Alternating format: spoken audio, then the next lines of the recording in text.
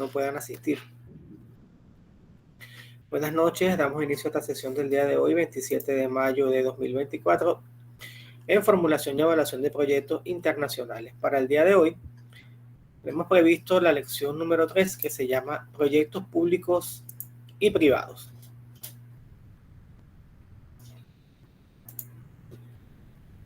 Ya teniendo claro, o teniendo clara, mejor dicho, la definición de un proyecto como un esfuerzo temporal que pretende atender una necesidad particular, entonces ahora tenemos acá una diferenciación de los proyectos entre proyectos públicos y proyectos privados. Entonces, en los proyectos públicos tenemos que el Estado es quien invierte a partir de los recursos que maneja, es decir, se hace a partir de su propio presupuesto. ¿Y de dónde viene el presupuesto del Estado? El presupuesto del Estado viene fundamentalmente de los impuestos que recauda a través del Ministerio de Economía, bueno, mejor dicho, a través de la Dirección General de Ingresos.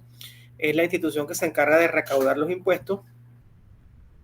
Tenemos también los impuestos por concepto aduanero y tenemos también algunos ingresos que obtiene el Estado mediante, por ejemplo, los aportes que dan las empresas que mantiene el Estado, entre ellas la Empresa Nacional de Autopistas, el Canal de Panamá, que si bien es cierto que son empresas o instituciones que pertenecen al Estado, también pagan impuestos, al igual que las empresas privadas. En el caso de la ACP, esperemos que siga siendo así y se siga comportando como una empresa privada y sencillamente se dedique a explotar su negocio, que es administrar lo que es las operaciones del Canal de Panamá. Entonces, en los proyectos estatales lo más importante es el bienestar social, es mejorar la calidad de vida de la población, no simplemente obtener beneficios o réditos económicos. Si su impacto es muy importante, se puede recuperar capital invertido. Tenemos acá ejemplos de proyectos. Lo primero que tenemos acá es el famoso proyecto del puente paralelo al puente de las Américas, que estaría entre el puente de las Américas y el Centenario, el cuarto puente. Ahora bien, este es el proyecto original. Fíjense que se observa acá lo que es la vía férrea para que pasara el monorriel que viene hacia Panamá Oeste. Este proyecto pues ya no es. Y este es un proyecto que el impacto es muy importante porque permite mejorar la calidad de vida de las personas que residimos en Panamá Oeste, pero es un proyecto que no se va a recuperar nunca. Lo que se gaste en este puente no se va a recuperar nunca. Este es otro proyecto extinto ya. Este es el famoso proyecto del corredor de las playas. Creo que lo único que van a dejar es esto. En un segundo, por favor, mientras admito a la persona que está por allí en la sala.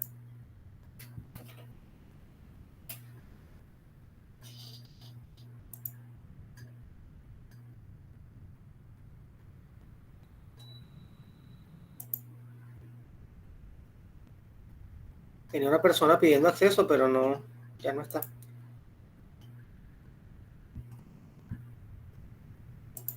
Bueno, entonces, como les decía, ese proyecto ya del famoso corredor de las playas ya no cambió el alcance. Ya lo único que se va a hacer es el viaducto, que es esto que vemos acá. Ya todo ese proyecto que contemplaba que no había que pasar por Capira porque iban a hacer una super carretera bordeando la costa y te ibas a evitar las curvas de Campana y ibas a llegar a Coronado mucho más rápido, ya eso no va. Se dieron cuenta de que no habían considerado en el presupuesto unos 600 y tantos millones de dólares que costaba la expropiación de los terrenos que iban a ser impactados cuando iba a pasar el proyecto. En un proyecto privado, lo fundamental es obtener rentabilidad. Y aquí tenemos dos proyectos que se hicieron recientemente en Panamá. El más reciente es de la planta procesadora de café en Penonomé de Empresa Panameña de Alimentos. Se acaba de incorporar a otra persona. Sí, bienvenido. Entonces, Este proyecto tendrá como 2 años o 1 año, cuando mucho, el proyecto de la nueva planta procesadora de café de Empresa Panameña de Alimentos, le hace Café Pascual, Café Durán, perdón, que queda en Penonomé, como dije anteriormente, realmente en las afueras de Penonomé. Y el otro proyecto sí tiene ya unos 5 años, es el proyecto de la planta de alimentos balanceados para animales de la empresa Productos Toledanos, que ustedes la ven en Capira, en Villa Rosario, un poquito antes de llegar a la entrada de Capira. Fíjense que, por ejemplo, en Capira hay una importante presencia de la industria avícola, porque tenemos, por ejemplo, la planta de alimentos balanceados para animales de Talcol, y posteriormente, un poco más adelante, tenemos la de Toledano y la de Sean, que están casi al frente.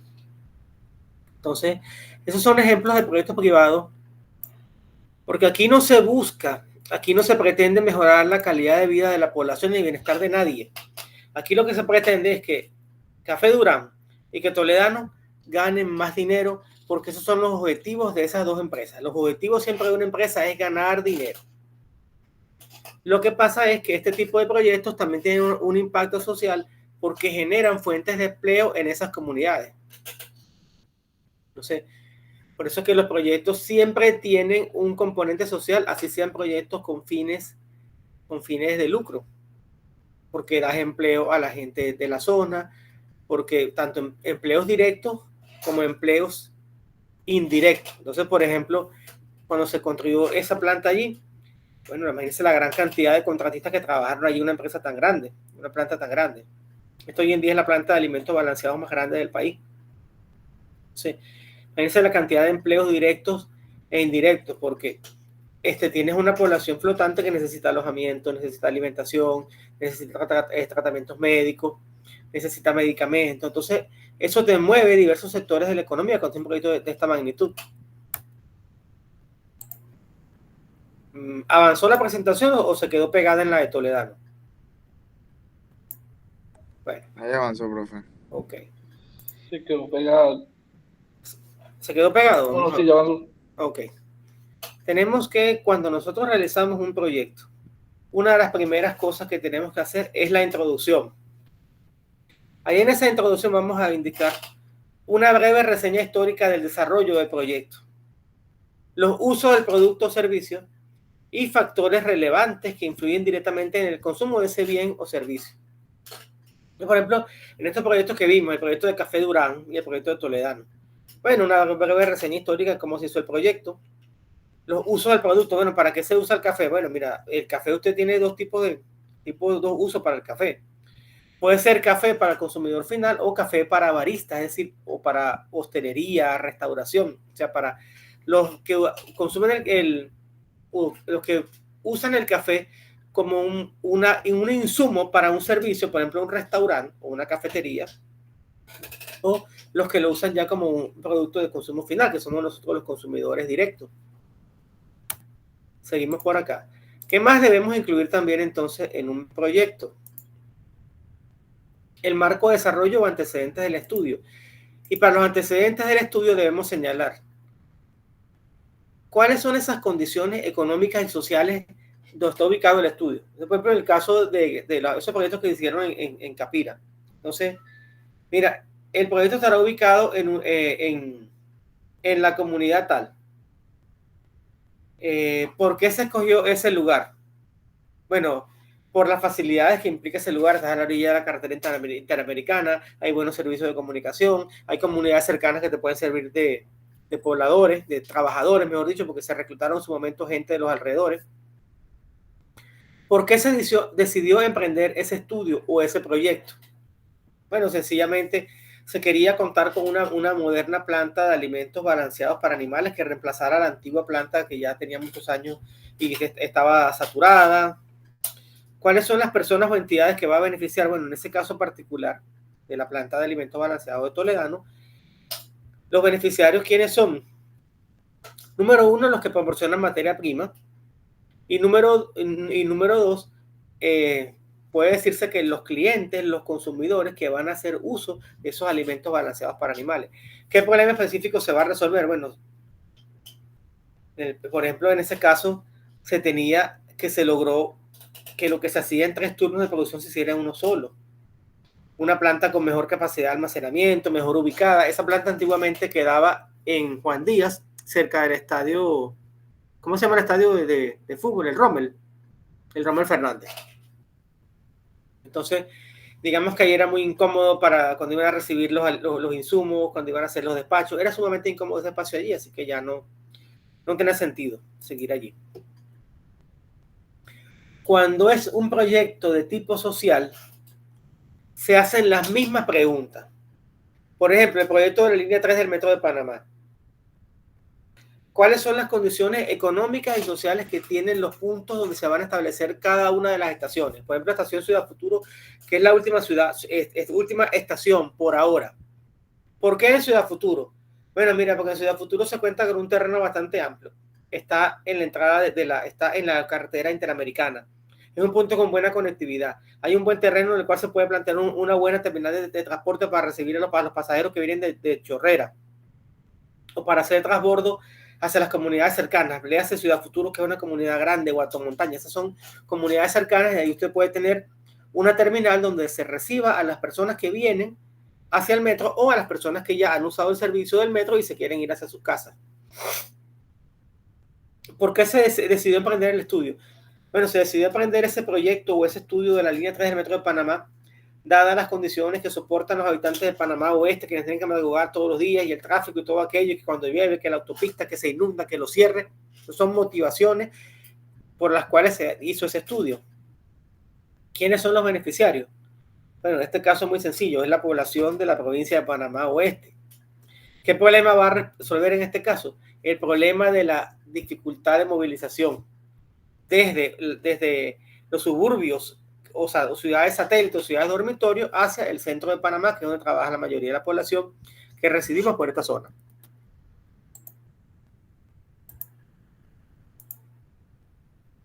Entonces, siguiendo con esa tónica del metro, que es una mega obra de inversión pública, es importante que esos proyectos sean sostenibles.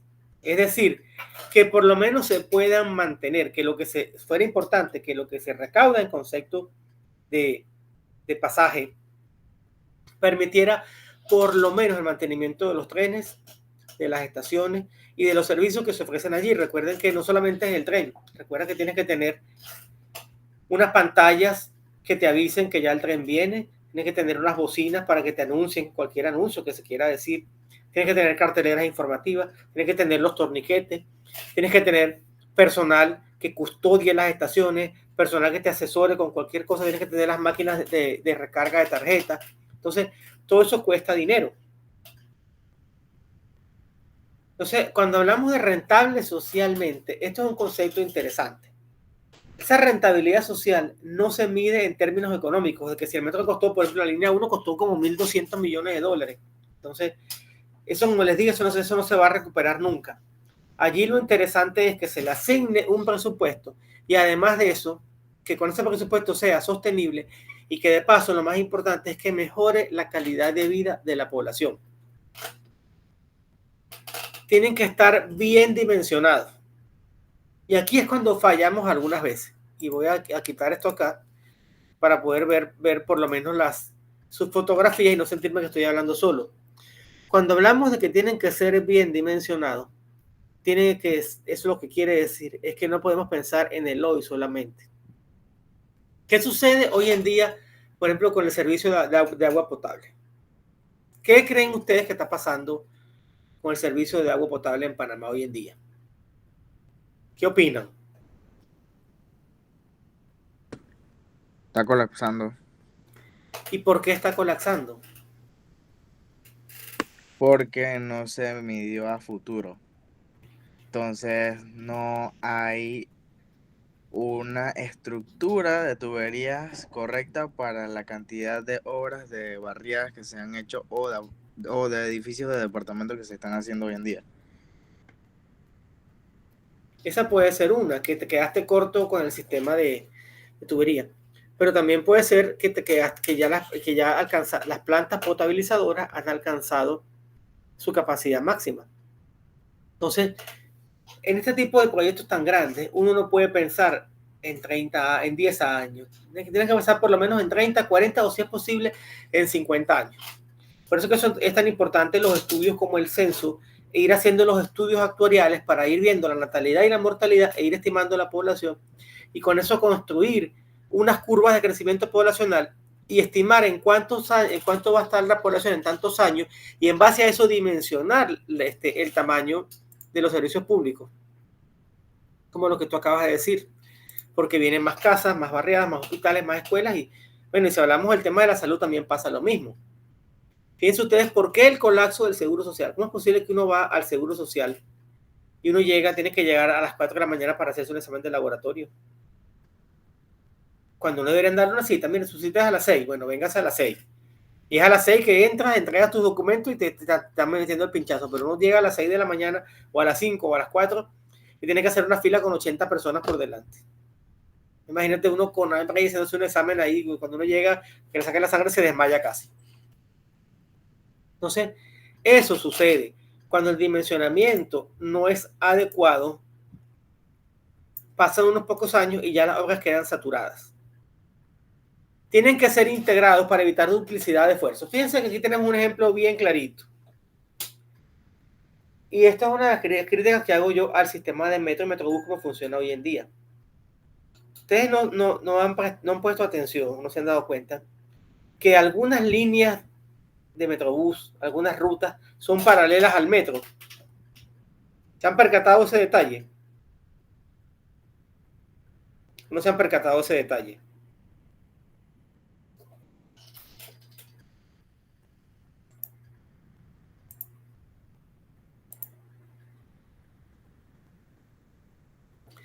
Repito lo que comenté hace unos minutos. ¿Se han percatado que algunas rutas de metrobús van paralelas al metro? ¿Sí o no? Sí, sí, sí. Sí, profe. Entonces, ahí tenemos una duplicidad de esfuerzo. El metrobús, en la mayoría de los países que yo he tenido la oportunidad de utilizar sus servicios, son servicios complementarios. El metrobús como metrobús tiene que ser un complemento, porque, por ejemplo, como hay ciertas rutas que donde no llega el metro, por ejemplo, Albrook Ciudad del Saber, esa es una buena ruta, o Albrook, qué sé yo, Chilibre. ¿Y por qué? Que va por la vía forestal. Porque no tiene sentido que tú hagas duplicación de esfuerzos. ¿Qué sentido tiene un metrobús que se vaya por toda la transísmica y que salga, por ejemplo, del Ingenio y que llegue hasta los Andes? Eso no tiene sentido.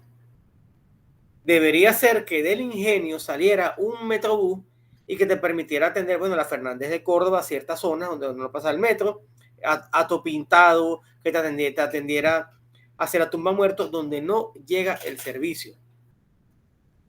Entonces, eso es lo que debería ser. Ahora que se ponga en servicio la estación de Villasaíta, bueno, la gente no debería ir de algo, la gente no debería ir desde algo hasta la Cabima en metro, en metrobús debería ir desde Albrook hasta Villasaíta y de Villasaíta coger el metrobús, porque tienen que ser sistemas complementarios. Y por último, tenemos que esos proyectos tienen que estar enmarcados en planes que contribuyan a alcanzar una visión de país. Entonces, eso es lo difícil, ahí es donde fallan las administraciones, en cómo coordinar los proyectos de desarrollo, los proyectos de mejora, para que se permita alcanzar la visión que se tiene de país.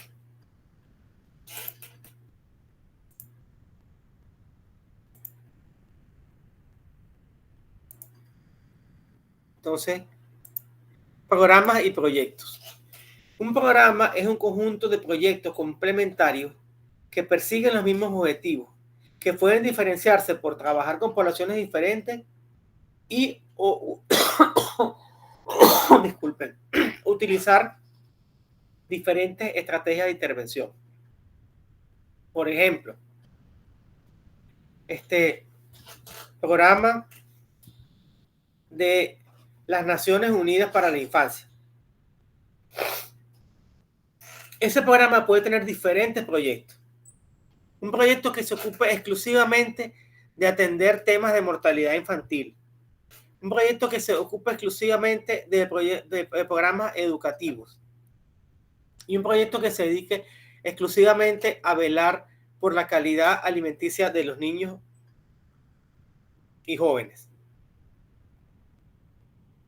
Fíjense que son proyectos distintos, pero que son complementarios, porque al final, ¿qué es lo que quieren? Al final lo que se quiere es fortalecer a la infancia. Programa de la Nación Unida para la Infancia.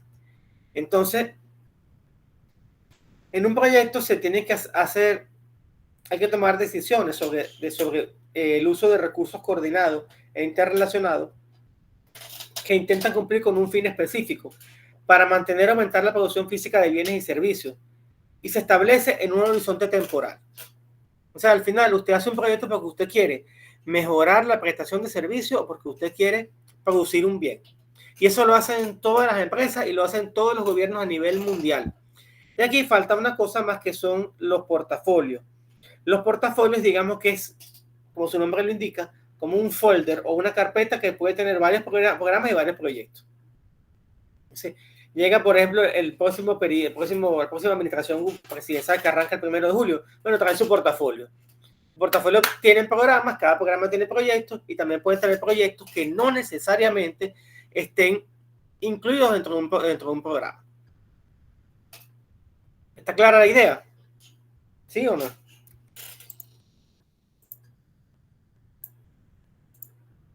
Sí, profe.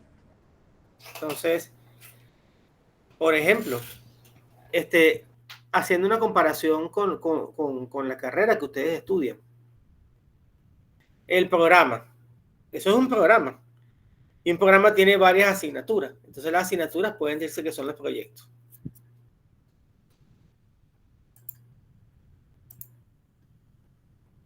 Veamos entonces las inversiones públicas.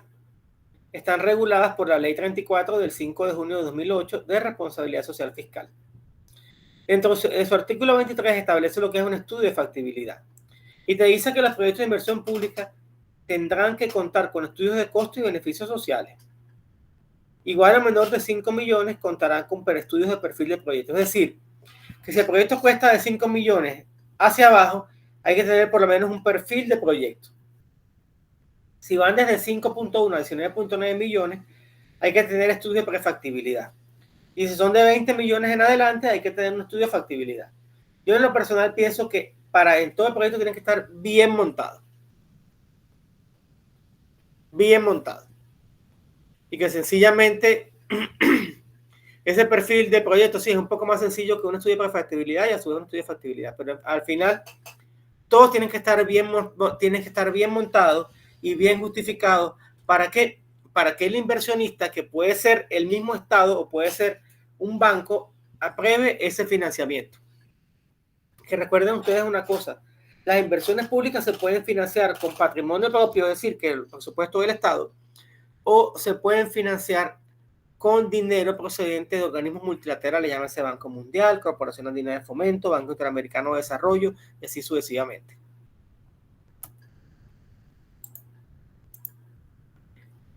En la formulación de ese tipo de proyectos de inversión pública hay varios elementos que intervienen. Porque primero tenemos que existe una problemática nacional. Y además resulta que en un mundo globalizado como el que vimos hoy en día, esos dos elementos, tanto las problemáticas nacionales como la globalización, influyen en las políticas y estrategias de desarrollo que tiene la nación. ¿Y por qué? Bueno, yo lo comenté hace un par de clases atrás, en la primera clase. Hoy en día no tendría sentido que Panamá invirtiera en proyectos de hacer líneas telegráficas. Lo que tiene sentido hoy en día es intervenir en proyectos, por ejemplo, en comunicaciones satelitales, para que las comunidades alejadas, léase las comarcas, tengan acceso a estos beneficios de la tecnología de la información y comunicación que nosotros gozamos hoy en día. Fíjense que es inconcebible, pero sí existe, que seguimos teniendo escuelas rancho. Entonces, por mucho que a veces el docente tenga la mejor mística, la mejor formación y todo, pero ya hoy en día que una escuela no cuente con servicio de internet es algo como que es algo básico. O sea, hoy se tiene que considerar que las telecomunicaciones son un servicio tan necesario como el agua. Entonces, ¿por qué? Porque hay muchas herramientas de aprendizaje y de enseñanza que existen en formato digital y que son de acceso público. Y eso puede facilitar la formación de los alumnos y también puede facilitar la formación del docente, y por ende se facilita ese proceso de enseñanza-aprendizaje. Entonces, por ejemplo, y ustedes dirán, bueno, ¿y cómo interviene la globalización? Bueno, estamos utilizando Google Mix, que es un software hecho fuera de Panamá. Estamos utilizando equipos computacionales o equipos celulares que no son hechos en la nación. Y por supuesto que para la prestación de servicios de telecomunicaciones se utilizan equipos procedentes de fuera, donde se emplea mano de obra nacional para hacer el mantenimiento y soporte a la red. De tal manera que por eso es que estamos diciendo que la globalización influye en las políticas y estrategias de desarrollo de Panamá. Yo quisiera saber, por ejemplo, espero, cómo es en los países comunistas, si tienen estas facilidades de acceso a las comunicaciones que nosotros tenemos. Aquí nosotros podemos ver prácticamente todo lo que nosotros queramos, ¿cierto? Aquí nosotros no tenemos ningún tipo de restricción para recibir información de cualquier parte del mundo. Y eso es muy bueno porque nos permite permanecer siempre actualizados en los últimos adelantos científicos, tecnológicos, comerciales y comunicacionales y todo lo que usted quiera. Y una prueba está en que aquí es bastante fluido. Ustedes pueden estar en la calle y pueden estar viendo su clase con el celular, ¿cierto? Puede estar montado en el metrobús, en el metro, y están escuchando su clase sin necesidad de ir al aula física. ¿Y cómo se inicia esto de los proyectos de inversión pública? Hay que partir primero de un diagnóstico para saber las necesidades de un grupo social o de un sector social, de una población, de una comunidad. Entonces, ese diagnóstico situacional lo que me hace es dar unas luces para ver de dónde el punto de partida. Entonces, fíjense, volviendo al tema del metro, y menciono tanto el tema del metro porque es un proyecto bastante grande. ¿Qué hicieron? Entre todos los estudios que hicieron, bueno, midieron la cantidad de población que vive en esta zona. Midieron también la cantidad de automóviles que circulan por la autopista entre las horas pico, la cantidad de transporte, y con eso cuantificaron la cantidad de pasajeros habitantes que se van en la madrugada desde Panamá Oeste hasta Panamá, y con eso es que han diseñado entonces lo que es la demanda. ¿Cómo ven la parte técnica? Bueno, en la parte técnica lo que hacen es estudios de ingeniería, estudios de suelo, estudios topográficos para ver cómo es la geografía de la zona. Entonces, por eso decidieron que era mejor tener un monorriel por el tema de las curvas y todas las subidas y las bajadas. Entonces, eso se logra a través de un diagnóstico. Es un estudio que te permite ver cuáles son las necesidades, y en base a esas necesidades tú vas a ver cuáles son las mejores opciones de solución.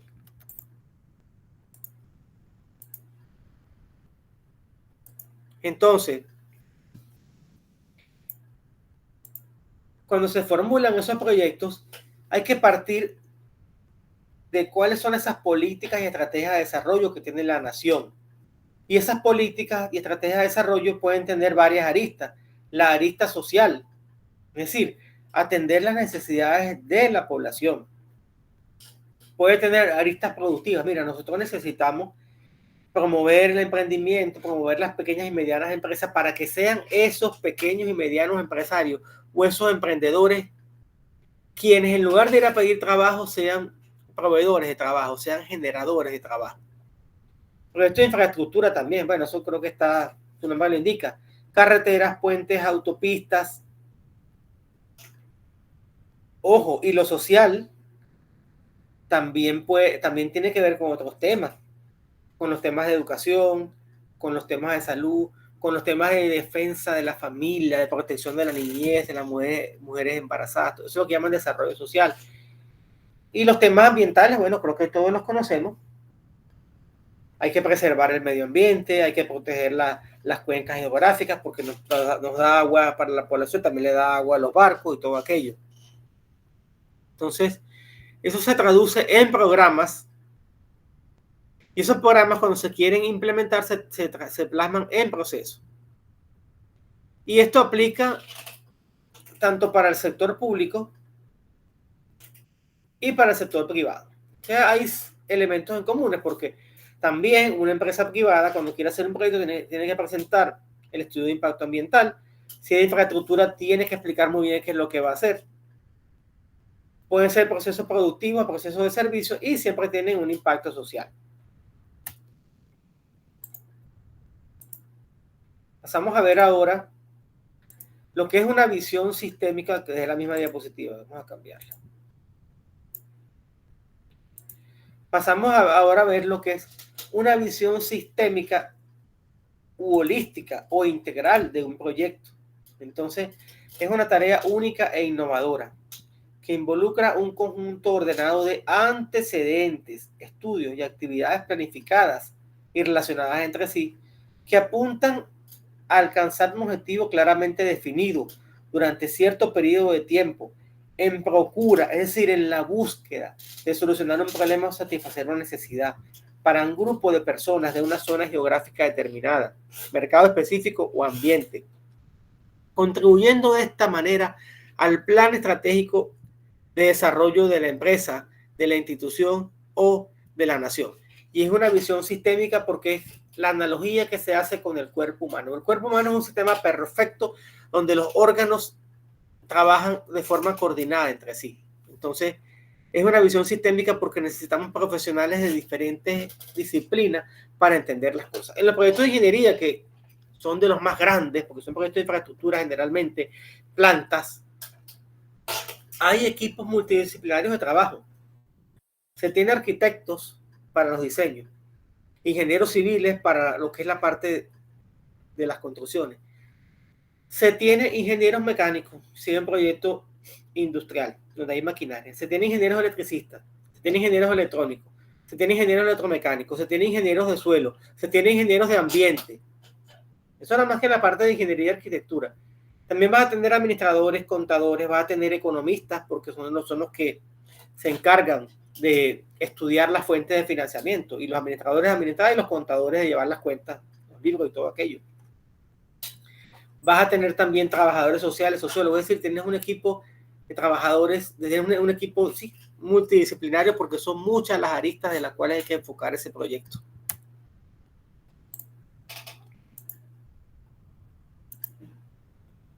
Para abordar un proyecto se debe hacer una generación de ideas.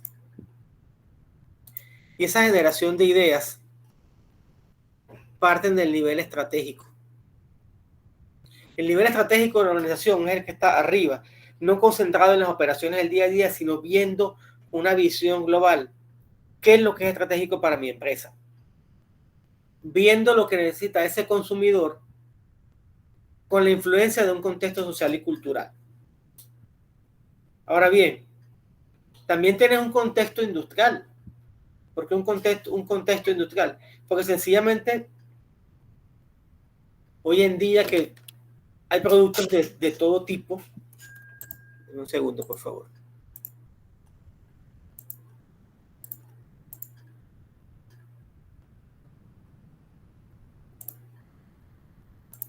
Entonces, un segundo.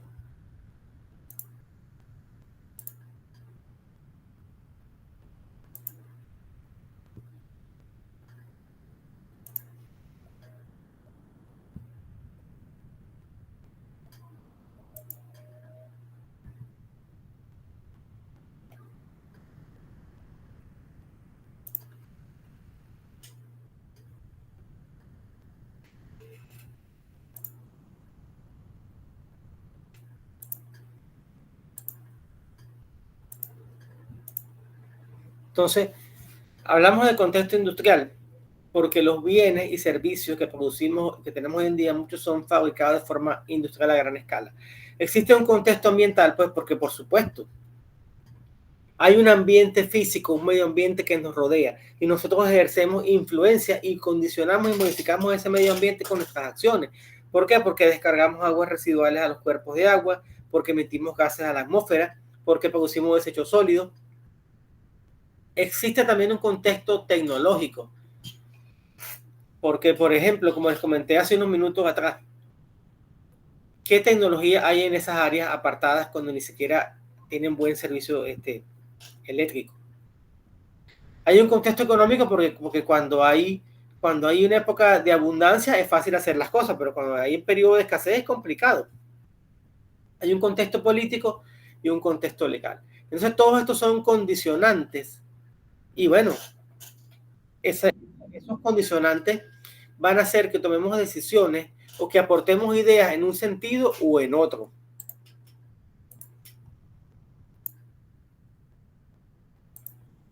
Los proyectos, al igual que la vida, tienen un ciclo también.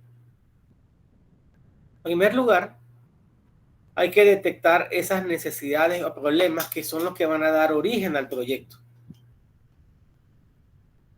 Posteriormente, se tiene la etapa de preinversión, una etapa después de promoción, negociación y financiamiento. Se va a llegar entonces a un diseño final una vez que sepamos qué es lo que vamos a hacer, que tengamos la fuente de financiamiento, porque de repente yo quería hacer algo, pero el financiamiento que me pagaron es insuficiente. Eso me implica que yo voy a tener que hacer un replanteamiento del alcance del proyecto. Una vez que tengo el diseño final aprobado, o sencillamente el cliente quiere más, entonces el proyecto fue ampliado, se amplió el alcance. Se pasa entonces después a la etapa de inversión, ejecución, posteriormente a la etapa de operación y funcionamiento y cerramos el círculo con la etapa de control. Entonces, para cada una de las etapas del proyecto hay que llevar una serie de documentaciones, hay que hacer informes, hay que preparar indicadores también.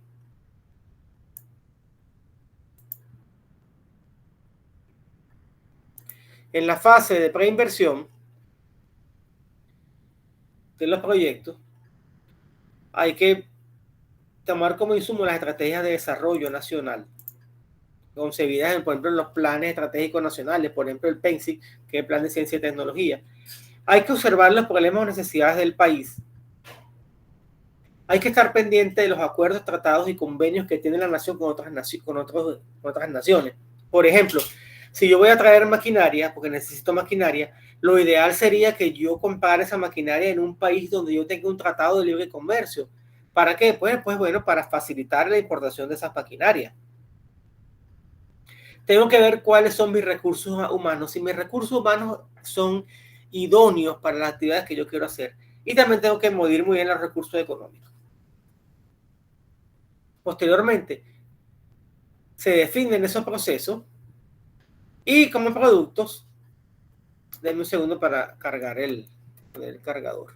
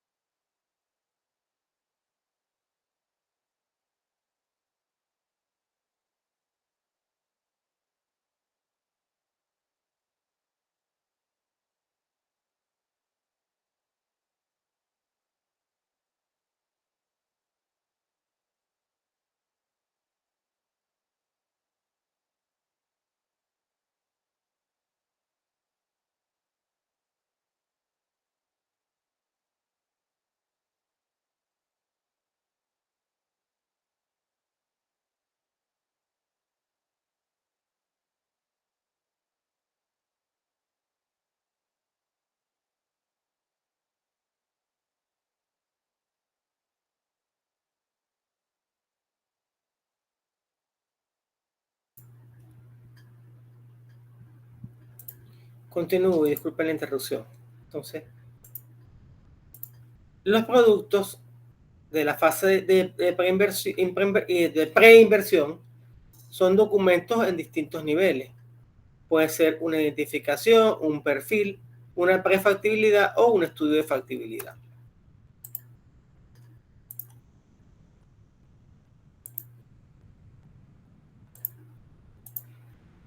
Y existe un proceso en el cual esa identificación, ese perfil, esa prefactibilidad y ese estudio de factibilidad, que es el más completo, reciben un proceso de evaluación gerencial.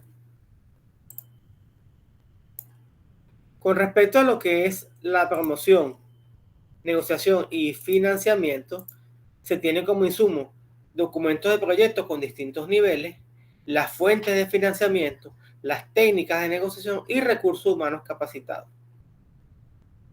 Se ejecutan los procesos vistos como una caja negra y los productos o las salidas de ese proceso son documentos de proyectos aprobados, viabilidad política y financiamiento. Entonces vamos a suponer que yo quiero hacer un proyecto de infraestructura como el tren a David. Entonces yo llevo diferentes, yo de acuerdo al organismo al cual yo quiero ir a pedir el dinero, ellos me dan un formato a mí con las especificaciones que tengo yo que desarrollar. Yo preparo eso y, por ejemplo, vamos a suponer que yo toco las puertas del Banco Interamericano de Desarrollo en la CAF y toco las puertas del Banco Mundial. Entonces, de acuerdo a lo que ellos me vayan a solicitar, pues yo tengo que tener un equipo de recursos humanos que sea capaz de ir a negociar con ellos. Entonces, se da ese proceso de negociación donde se presenta el proyecto, lo revisan, lo vuelven a revisar, se discute, se conversa, y al final tú tienes tu respuesta, una respuesta que es un documento de proyecto aprobado con una viabilidad política, porque a nivel social existe un consenso de que ese proyecto se debe ejecutar y un financiamiento garantizado. Mira, ese proyecto cuesta $1.200 millones y el Banco Mundial va a aportar financiamiento de 800 en tales condiciones blandas para Panamá.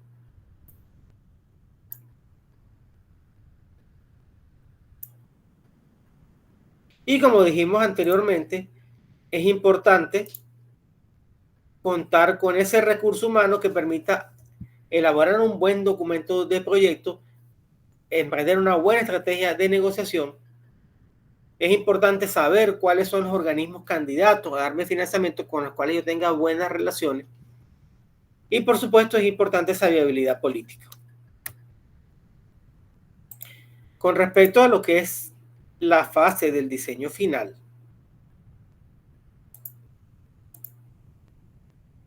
¿cuáles son los insumos? Documentos de proyectos aprobados con su viabilidad política y financiamiento, es decir, la salida de la etapa anterior. Los términos de referencia para los desembolsos, ya me adelanté un poco. Entonces te van a decir, mira, este proyecto será financiado por el Banco Mundial. El Banco Mundial aportará $800 millones que será desembolsado con este cronograma. Posteriormente va a tener tanto tiempo de gracia. Y entonces, a partir de la fecha cumplido o vencido el periodo de gracia, se va a tener entonces que comenzar a hacer el pago. El pago durante el primer año será a tanto interés. Y a partir del año 5 se va a comenzar a subir medio punto porcentual hasta que se llegue al valor tal de tasa de interés. Entonces, con todos estos documentos se hace ese proceso. Y finalmente sale un diseño final de ingeniería con todos los detalles listos para la ejecución. ¿Por qué? Porque puede ser que el proyecto costaba 1.200 millones y te dijeron, mira, yo te voy a dar nada más que 800, eso te plantea que tienes que reconcebir el proyecto.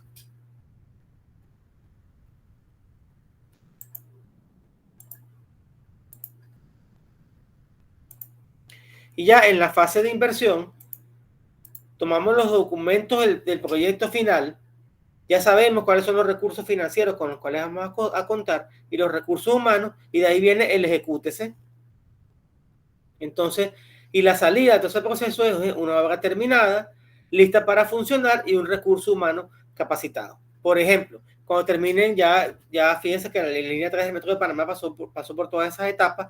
Hoy en día está en la etapa de construcción. Cuando ese proyecto culmine, vamos a tener un tren que va a ser capaz de conectar a Ciudad Futuro con Albrook, listo para funcionar. No solamente la infraestructura, sino los trenes van a estar acá, las estaciones van a estar listas, van a estar los buses alimentadores y va a estar el recurso humano capacitado para operar el tren y encima para hacer las operaciones de mantenimiento.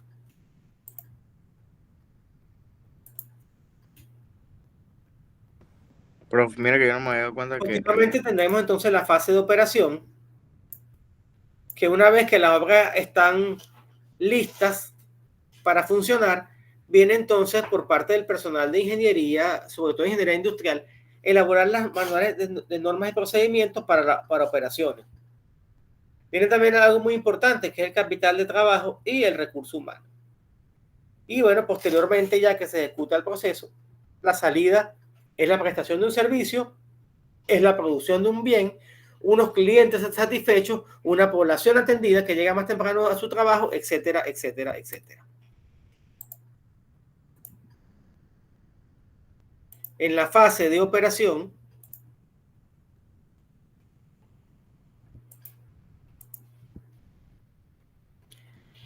pues tenemos que se pone en marcha la obra, ya el servicio se está prestando, se define una vida útil, mire, ese proyecto tiene una vida útil de 30 años, y posteriormente se hace algo muy importante, que es el control de gestión, que es la evaluación posterior a la ejecución del proyecto. Y cuando ya el proyecto agotó su vida útil, pues hay que hacer el cierre. Y acá tenemos entonces, digamos, esta diapositiva que es un resumen de todo lo que hemos conversado hasta ahora, con los elementos que intervienen en la etapa de preinversión. De allí se pasa a lo que es la promoción, negociación y financiamiento. Se hace un diseño final. Fíjense que esto es previo, antes de, como las preliminares, la preinversión, la promoción, negociación y el diseño final. Pero para llegar a esto, primero hay que tener entonces un diagnóstico con las necesidades que tiene esa población. El durante, que es la etapa de ejecución, y posteriormente ya la última etapa, que es la de operación y funcionamiento, y siempre esto gira porque hay que hacer un proceso de control de gestión. ¿Para qué? Para ir mejorando de forma continua lo que sea posible mejorar. ¿Alguna pregunta? ¿Alguna inquietud? ¿Alguna duda?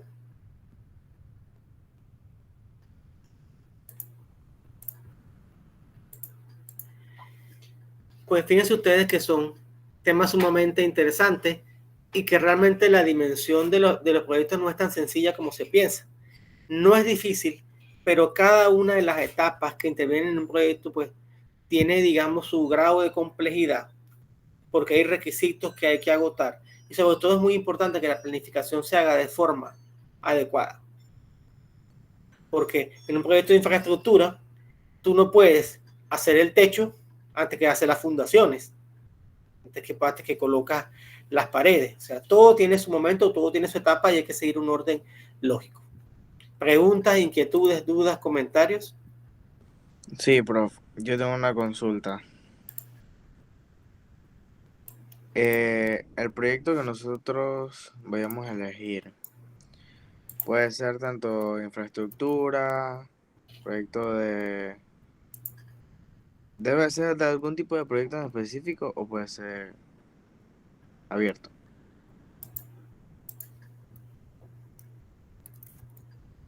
O nos daría usted los temas.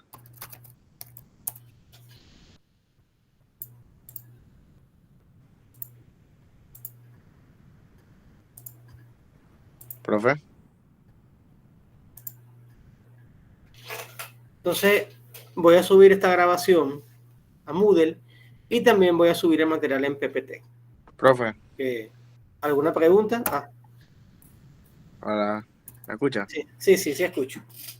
Yo le estaba haciendo una consulta acerca de lo del proyecto. Ajá. Ok, ¿el proyecto tiene que ser de infraestructura o de algún tema en específico o eso usted lo escoge o no, o cómo? Aquí se puede presentar un proyecto de un bien o un proyecto de un servicio. Yo creo que lo más sencillo es ofrecer un servicio. Cuando hablamos de ofrecer un servicio, puede ser un servicio de consultoría, puede ser un servicio audiovisual, puede ser algo que usted detecte una necesidad no atendida y que usted proponga cómo atenderla. Recuerde, por ejemplo, cuando lanzaron Uber, ¿cuál era la necesidad de los consumidores? ¿Por qué lanzaron Uber? Ya existía el Metrobús, ya existía el tren, ya existía el tranvía y ya existían los taxis. Pero ¿por qué salió Uber? ¿Qué tiene Uber que no tengan los taxis amarillos? Una plataforma. ¿Y qué más tienes? O sea, Por la seguridad. ajá. Y que van específicamente por ti.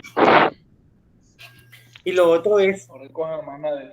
exacto, lo otro es, recuerden ustedes, ¿por qué Uber agarró tanta fuerza en InDriver y todas estas cosas? Porque se acabó el no voy, ¿cierto? Se acabó el no voy. Y aparte, parece mentira, pero hay un poco más de control. Porque los carros tienen que tener ciertas condiciones, porque también puedes pagar con tarjeta de crédito. Entonces, hay una serie de ventajas que tiene esos servicios que no tienen los taxis amarillos, por ejemplo. Entonces, existía, una persona se dio cuenta de una necesidad, es atendida y por eso ofreció un servicio para atender ese segmento del mercado que se sentía insatisfecho con ese taxi tradicional. Entonces, ¿por qué existe, por ejemplo, pedidos ya? Porque había una necesidad, prof, Exactamente. de las personas que no querían asistir a los restaurantes como tal. O si no tienes carro y se te hace complicado llegar, se te hace más fácil pedirlo. Exactamente. Porque si hay empresas que hacen delivery, por ejemplo, Domino's tiene su delivery, pero no era algo generalizado, solamente era unos pocos. Por ejemplo, Little Caesar no tiene delivery, Pizza Hut lo tenía, Domino's lo tiene, Papa John's lo tiene, pero hay muchas empresas que no lo tienen. Entonces, empresas pequeñas, un restaurante pequeño, no, si de repente no le da la base para pagar un motorizado, como si le da a Domino's, por ejemplo. Bueno, ahí está el detalle, ahí está la respuesta. Entonces, yo les propongo a ustedes que diseñen un servicio porque es más sencillo que proponer un bien. Pero bueno, y ustedes hacen lo que ustedes gusten. No hay ningún problema. Profe, y en base a cada uno de... O sea, si vamos a coger un producto, un servicio, un proyecto de infraestructura o lo que sea, cada uno me imagino que... O sea, me imagino que siguen una línea, pero van a tener aspectos diferentes. Entonces, ¿cómo me guío? Porque me imagino que las características de uno de infraestructura, como lo hemos visto ahorita, con el ejemplo del metro y eso, no va a ser las mismas características de uno como un servicio de pedidos ya. Porque aunque sean proyectos diferentes, también lo que es un servicio tiene aspectos técnicos. Por supuesto que los proyectos más complejos son los de infraestructura. No les recomiendo que se metan con un proyecto de infraestructura porque son sumamente complejos. ¿Entienden? Y ustedes no van a ser ingenieros civiles, no van a ser arquitectos, ¿cierto? Así que no se metan con algo tan complejo. Es mi recomendación. Un proyecto de un servicio también tiene estudio técnico. ¿Por qué? Porque pues yo voy vamos a poner un ejemplo como el de pedidos ya. Yo voy a ofrecer un servicio de delivery. ¿Y qué lo vas a entregar a pie? Tú tienes que hacer la descripción técnica de tu servicio. Entonces tú vas a decir, mira, yo quiero ofrecer este servicio de entrega o de mensajería en el centro de Panamá. En el centro de Panamá, ¿cómo te vas a movilizar? ¿Te vas a movilizar en carro? Es muy complicado. ¿Te vas a movilizar en moto? Tal vez sea complicado también porque el tema de que tienes que tener el casco, de que donde guarda la moto, que si llueve. Entonces, ya he visto, por ejemplo, que hay mucha gente que carga su scooter, carga una mochila y llegó desde un sitio hasta el metro en el scooter, dobló el scooter y se va en el metro tranquilamente.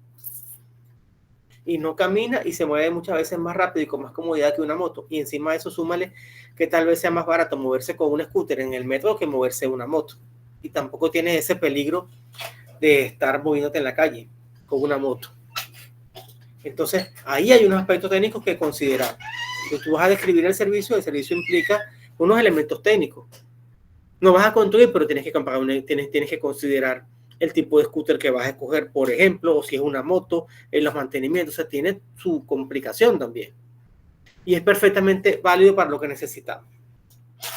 Si, mira, yo voy a ofrecer un servicio de consultoría en tales temas. No sé, ahí necesitarás, mira, yo necesito equipamiento físico, yo necesito escritorio, necesito una buena silla, necesito una computadora, una impresora. Eso también, eso forma parte de tu proceso productivo.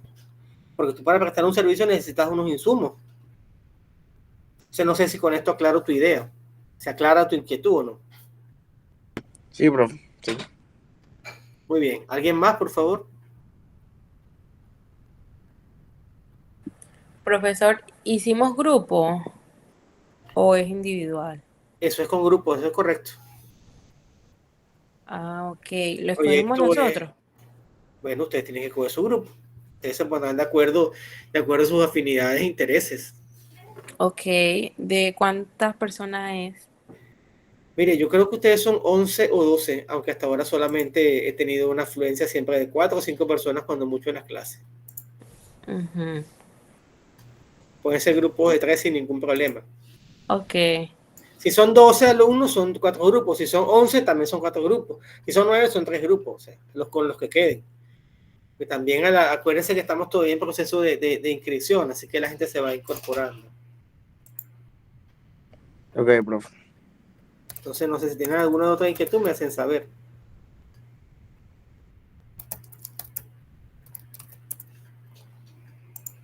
Entonces, bueno, si no tienen más ninguna otra inquietud, vamos a dar por concluir esta sesión del día de hoy. Y Dios primero, si nos veremos presencialmente el próximo lunes, que ya me haya curado este horrible resfriado. Está un poquito mejor. Déjale, profe. Así que bueno, gracias a todos y que tengan feliz noche.